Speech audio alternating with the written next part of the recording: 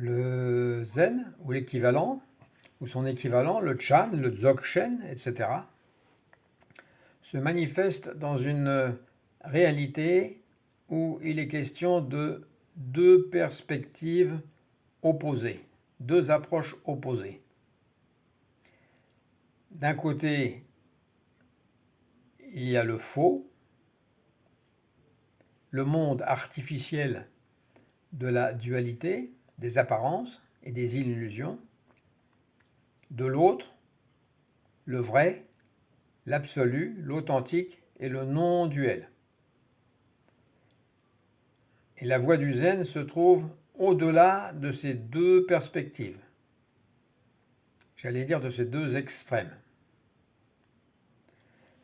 Donc si on aborde la question à partir du faux, à partir de ce qui n'est pas exact, donc de façon apophatique, c'est partir de notre perception habituelle du monde, de ce que l'on appelle souvent le samsara, ou l'enfer, l'univers des souffrances, des préoccupations et des conflits.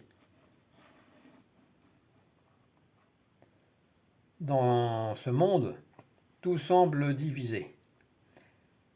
Tout ce qui est, ce qui n'est pas, ce qui doit être atteint et ce qui doit être évité. La dualité est omniprésente. C'est ce monde où on lutte contre la guerre, contre l'injustice, l'inégalité, la souffrance, etc. Ce monde-là, c'est un monde de crise sociale, politique, économique, où les distinctions entre l'ami et l'ennemi, l'important et l'insignifiant, sont séparées par des lignes très nettes. Dans ce contexte, l'illumination ou l'éveil apparaît comme une expérience inégalée, indescriptible, pleine de joie, d'amour et de compassion. C'est une promesse de paix intérieure et de lumière au milieu du chaos extérieur. Voilà comment on conçoit cette illumination. Et en même temps, c'est le credo de toutes les religions.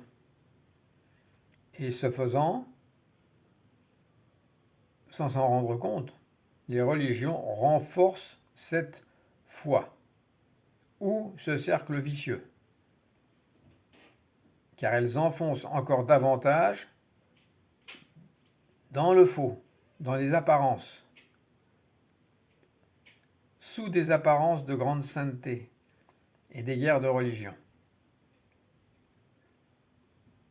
C'est pourquoi ce genre d'approche, donc cette première approche, pourtant la plus fréquente et souvent la mieux acceptée, ne mène pas loin. En effet, toute tentative de décrire l'éveil dans ce cadre devient la quête d'un état inaccessible. En usant de termes comme paradis, lumière divine, de Dieu, d'Allah, de Vishnu, ou même des métaphores comme les 72 Vierges, on est simplement fanatisé dans la croyance en une existence idéale. L'éveil est vu comme l'aboutissement d'un voyage où tout ce qui est mauvais, tout ce qui est noir, tout ce qui est misérable est transcendé. C'est une vision radicalement dualiste qui sépare la vérité du faux, qui sépare le bien du mal, et qui nourrit l'idée qu'il existe un idéalisme supérieur et lointain. Ça, c'était la première approche. D'un autre côté, nous avons l'approche par le vrai, non pas par le faux comme précédemment, mais par le vrai. Ici, il n'y a plus de séparation entre l'intérieur et l'extérieur, entre le bien et le mal, entre moi et l'autre. Du point de vue du vrai, le monde est simplement tel qu'il est.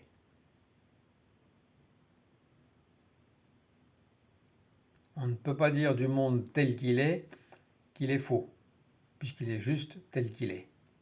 Il n'y a rien d'extraordinaire. Il n'y a pas de paradis idéal ou de but à atteindre. L'amour, la compassion et le bonheur vont de soi, sans effort, sans désir d'acquérir quelque chose d'autre que ce qui est déjà là. Ce n'est pas un monde de contraste, mais un monde d'unité et d'harmonie naturelle. Il n'est plus question de trouver l'éveil comme si on devait trouver une expérience exceptionnelle. Au contraire, il devient évident que l'éveil est déjà là dans chaque geste, dans chaque moment, sans distinction entre intérieur et extérieur. Dans ce monde du vrai, dans cette approche par le vrai, l'illumination n'est pas un objectif ou une expérience particulière, c'est la seule monnaie qui circule dans ce pays. C'est-à-dire l'amour inconditionnel, la compassion, l'équilibre entre tous les éléments. Tout cela est parfaitement normal et ordinaire. C'est une sorte de mouvement de fluidité, comme celui de la rivière qui coule sans fin, qui ne cherche pas à s'arrêter ou à devenir autre chose que ce qu'elle est. Il n'y a pas de barrage fabriqué par un ego qui a peur de se faire balayer sans ne plus pouvoir rien contrôler.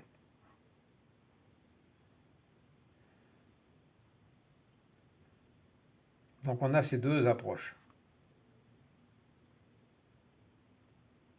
Le véritable paradoxe, c'est que tout ce que nous recherchons dehors, à l'extérieur, dans le faux, tout ce que nous cherchons à obtenir, à posséder, à atteindre, existe déjà dans notre essence. C'est notre essence. Tant que nous restons dans la vision du faux, nous ne pouvons pas comprendre le vrai. Nous ne pouvons pas accéder au vrai, tant que le faux n'est pas tombé tout seul.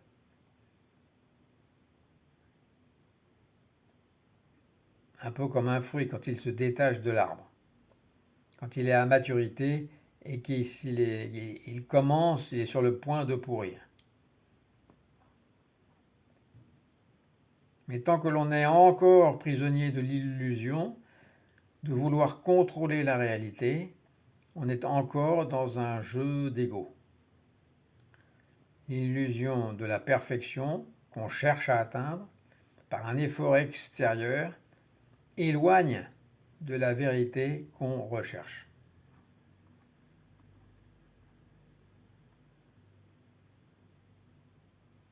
Il y a l'exemple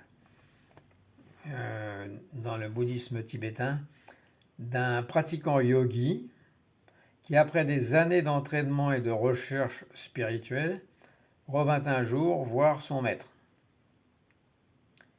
Et pour lui montrer l'étendue de ses progrès,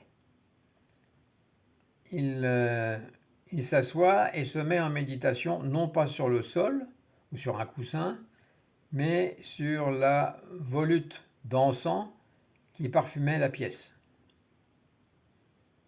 Il voulait impressionner son maître. Ce sur quoi le maître, loin d'être ébloui, le réprimanda gentiment par ce commentaire: quand tu auras fini de faire le pitre sur la fumée d'encens, tu viendras t'asseoir devant moi pour recevoir les enseignements. Voilà, le vrai, l'éveil, la fin du moi, se trouve dans l'ordinaire, dans la simplicité du quotidien, dans l'abandon de ce qui est inutilement compliqué. Et certainement pas dans le spectaculaire et autres pitreries yogiques sur de l'encens. Une fois que l'on se trouve dans le vrai, tout ce qui est extraordinaire devient inintéressant. L'éveil cesse d'être une quête extérieure pour devenir une réalité reconnue en soi, une découverte du simple fait d'être, d'exister.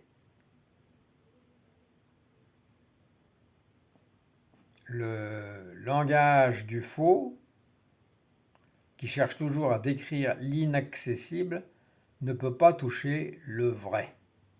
Il faut que le faux tombe tout seul, comme une vieille chaussette sale, avant que le vrai puisse se manifester dans sa simplicité, dans son évidence.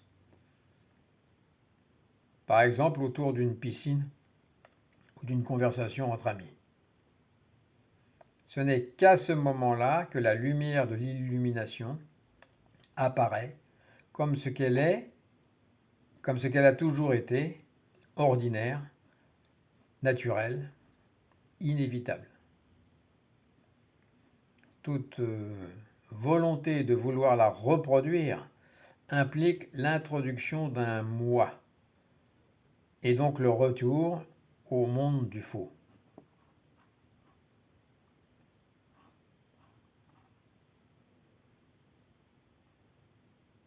Le faux, dans sa recherche de l'extraordinaire, nous aveugle.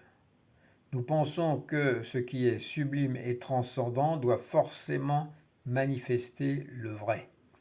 Nous pensons que l'illumination est une expérience exceptionnelle et unique, quelque chose de si grand qu'on ne peut que la contempler avec émerveillement. Pourtant, du point de vue du vrai, l'illumination n'est pas plus que l'air que nous respirons. Elle est l'essence même de la vie dans sa forme la plus pure et la plus simple, la plus ordinaire. Évidemment, c'est sans doute très décevant pour l'ego, car c'était sa manière à lui de survivre. Il lui faut de l'extraordinaire pour survivre.